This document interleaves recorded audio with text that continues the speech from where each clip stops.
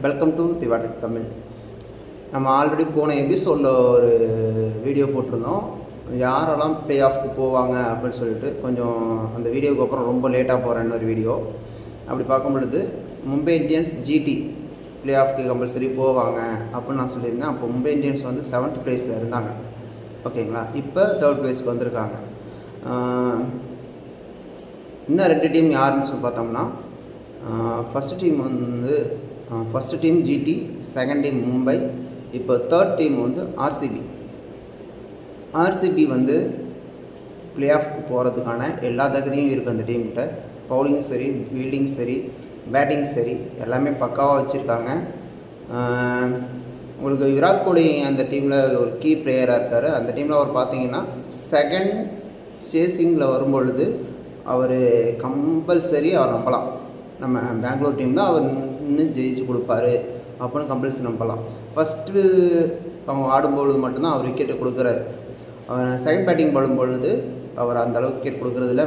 மேட்சை கொண்டு போகிறார், ஃபைனல் வரைக்கும், ஃபினிஷிங் வரையும் கொண்டு போகிறாரு.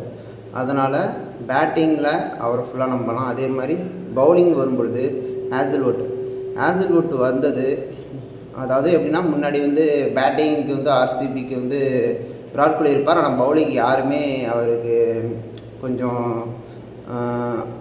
கோஆர்டினேட் பண்ணுற மாதிரி யாருமே கிடையாது. இப்போ வந்து ஹேசல்வுட் இருக்கார். பேட்டிங் விராட் கோலினா, பவுலிங் வந்து ஹேசல்வுட். ஒரு தோக்க போகிற மேட்சையும் ஜெயிக்க வைக்கிறார். அந்த அளவுக்கு அவர்கிட்ட கேப்பபிலிட்டி இருக்குது. அதனால தான் அவங்க ஆர்சிபி டீம் பவுலிங்லேயும் பெர்ஃபார்மன்ஸ் பண்ணுறாங்க, செம்மையாக இருக்குது. இந்த வருட ஐபிஎல் டீம் வந்து பவுலிங்கை ஃபோக்கஸ் பண்ணாங்க அவங்க ஆக்ஷன்லேயே, அது நல்லாவே தெரிஞ்சது. பயங்கரமாக பண்ணுறாங்க. குர்னால் பாண்டியாவும் நல்லா போகிறாரு. பவுலிங் செட்டப் பயங்கரமாக இருக்குது, அதே பேட்டிங் செட்டப் பயங்கரமாக இருக்குது. இதை அப்படியே கண்டினியூ பண்ணிவிட்டு கொண்டு வந்தாங்கன்னா கண்டிப்பாக அவங்க கப்பு ஜெயிக்க கூட அதிக வாய்ப்பு இருக்குது ஆர்சிபிக்கு. அதே மாதிரி 4வது டீம் வர யார் வாய்ப்பு இருக்குன்னா, டெல்லி அண்டு கிங்ஸ் 11 பஞ்சாப். உங்கள் 2 டீமுக்கும் கொஞ்சம் காம்படிஷன் இருக்குன்னு நினைக்கிறேன். நேற்று ஒரு மேட்ச்சில் சென்னைக்கிட்ட ஜெயித்தாங்க கிங்ஸ் 11 பஞ்சாப். ஆனால் டெல்லி வந்து ஃபஸ்ட்டு அவங்க விளையாண்ட மாதிரி அவங்களோட விளையாட்டு இப்போ கொஞ்சம் டல்லாக இருக்குது. அதனால் என்னமோ நம்ம அவங்கள வந்து கொஞ்சம் வாட்ச் பண்ணுற மாதிரி இருக்குது. டெல்லி அல்லது கிங்ஸ் 11 பஞ்சாப் கண்டிப்பாக 4th பிளேஸ். அவங்க 2 டீமில் யாராவது ஒரு டீம் வந்துடுவாங்க. மற்ற யாருக்குமே வாய்ப்பு இருக்காது மேக்ஸிமம். டெல்லி வந்து பவுலிங்கில் மட்டும் கொஞ்சம் போட்டு வராங்களோன்னு தோணுது. முன்னாடி நல்லா பண்ணிகிட்டு இருந்தாங்க, பட் இப்போ பவுலிங்கில் கொஞ்சம் போட்டு வராங்கன்னு தோணுது. டெல்லி அந்த பவுலிங் சரி கொஞ்சம் ஸ்ட்ராங் பண்ணிட்டாங்கன்னா கண்டிப்பாக அவங்களுமே ப்ளே ஆஃப்க்கான வாய்ப்பு அதிகம் இருக்குது. கிங்ஸ் 11 பஞ்சாப் வந்து எல்லா சைடுமே கொஞ்சம் ஸ்ட்ராங்காக தெரியுறாங்க. சில மேட்ச்சில் வந்து கொஞ்சம் ரொம்ப பக்கத்தில் வந்து தோற்று போயிருக்காங்க. இது அவங்க 2 டீமுக்குமே கொஞ்சம் சவாலாக தான் இருக்கும்னு நினைக்கிறேன் ப்ளே ஆஃப்க்கு.